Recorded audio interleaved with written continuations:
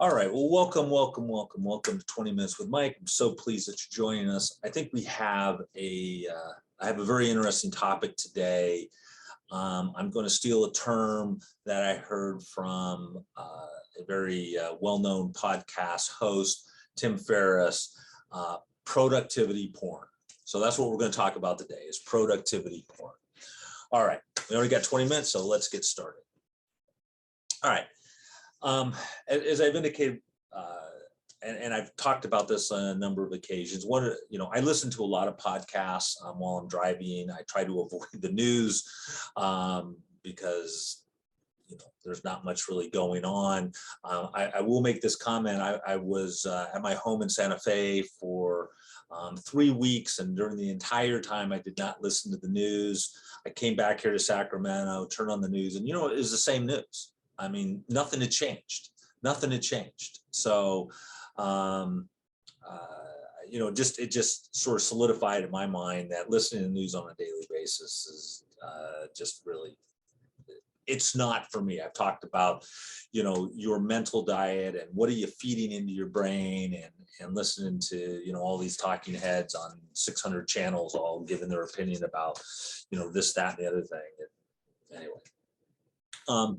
But anyway, so I was listening to a very recent podcast of Tim Ferriss, and he had on the show Cal Newport.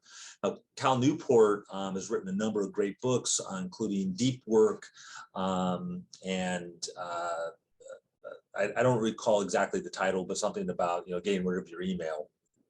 Anyway, they were chatting about productivity and the 4-hour work week, which Tim Ferriss wrote, and how that was really prophetic because it was written 15, 16 years ago. And it really talked about how work was, as we were doing it, was unsustainable. And Tim used the term productivity porn. And the analogy that he was using is like regular porn. It can be incredibly addictive. It can be incredibly, satisfying on a very, very short term, but not doesn't get you anywhere. So, we spend a lot of our time, and I'm certainly guilty of this, and everybody I know is guilty of this, of just doing busy work. And we feel like we're being productive, but in fact, we're just spinning our wheels. And Tim made a comment, which I actually stopped the car and wrote down because I just thought it was so critical to be thinking about and to keep in your back of your mind. He said, we need to be sure that we are not getting really good at doing things that should not be done in the first place.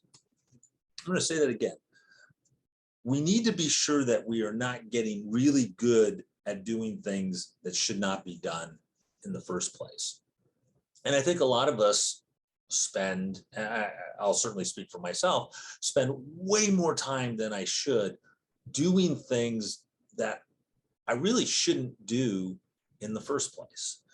And I'm going to come back on it because I harp on email all the time, but there is so much garbage email that is sent out, and there are so many hours in the day that are spent just sifting through all of that.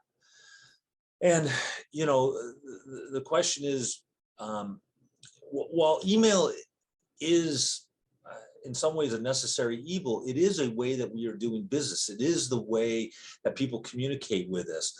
But the fact of the matter is that everybody who gets our email address now has access to, in some fashion, demand our attention. And that's really, I think, the key point here is when someone sends you an email, they are demanding your attention. And the question is, are you going to succumb? Are you going to capitulate? Are you going to agree to give them your attention simply because they send you some piece of junk through an electronic means?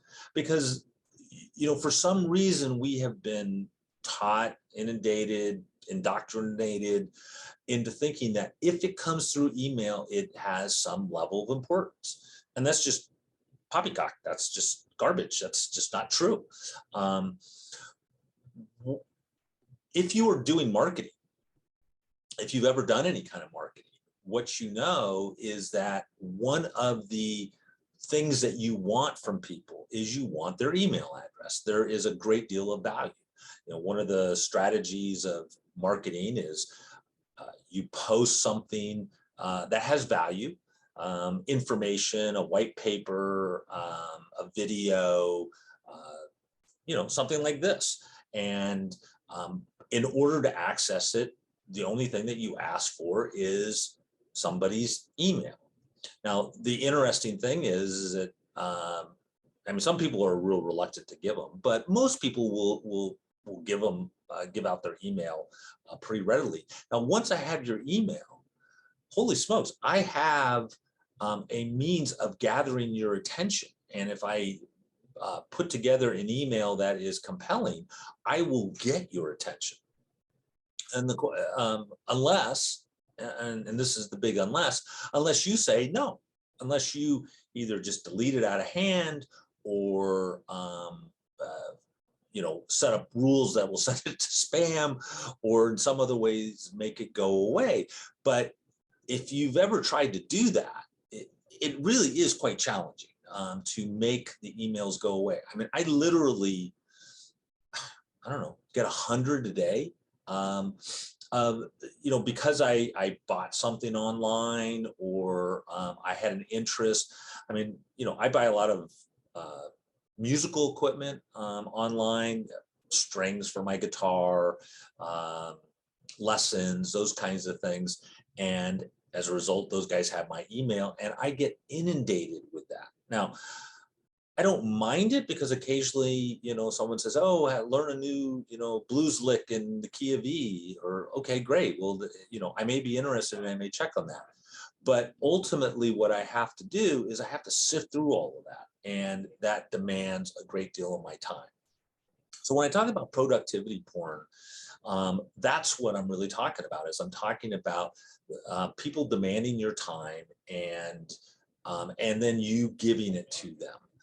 And you're giving it to them in part because you want to, in part because you think that that's what you have to do, in part because that's what you've been trained to do.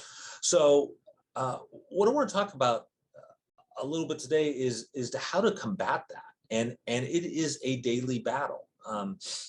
Most of us don't want to change our email address. I mean, and one of the points that Tim Ferriss made was interesting is that, more technology doesn't fix this. So getting more email addresses. At one point I opened up a Yahoo email address, and anything that was kind of sketchy, or if I didn't want anything from them, but I needed to give them a valid email address, I would give them my Yahoo email address. Now, I don't even have access to my Yahoo email address.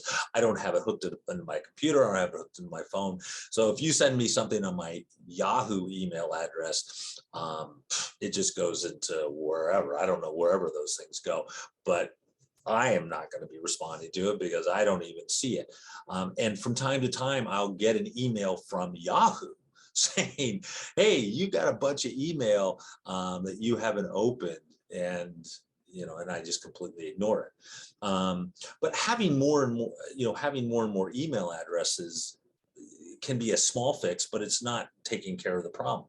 I have a work email address that I need to use, and that's the one that I'm going to be seeing on a daily basis. But there are programs that allow companies to figure out if you have one email address, they can access all your other email addresses. I mean, we are so connected nowadays that it really is hard to hide.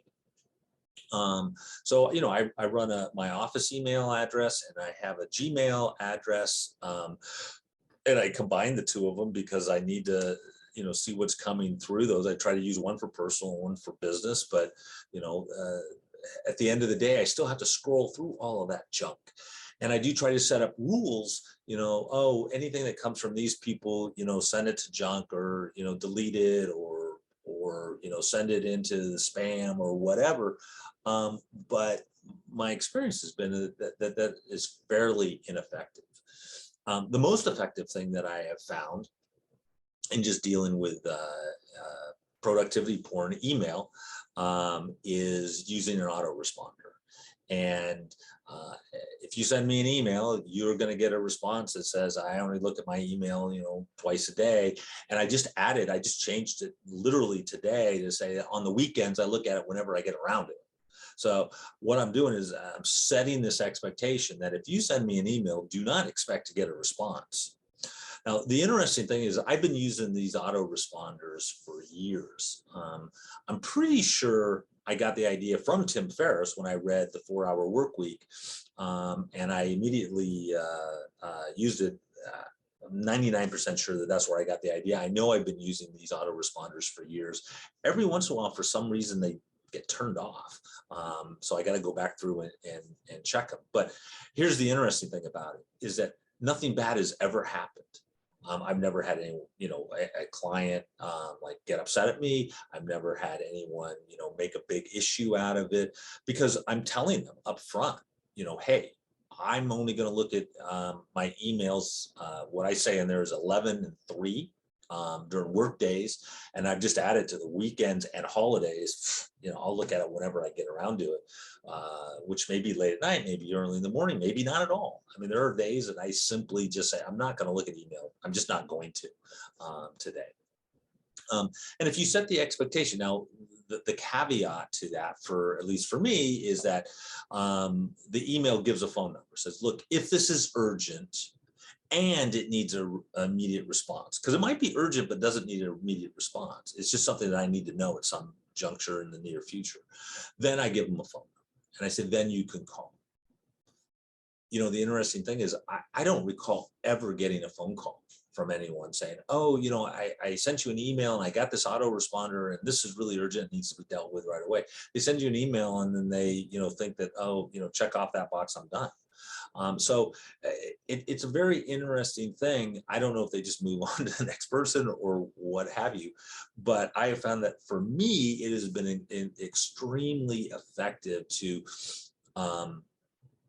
set the expectations of when I'm going to get back to people and take the pressure off, because I think that this is really the issue that Tim Ferriss was trying to address, and that I believe is part of what's going on, is we put so much pressure on ourselves to be connected 24/7 that we feel like we have to respond. If we get an email, we have to respond immediately.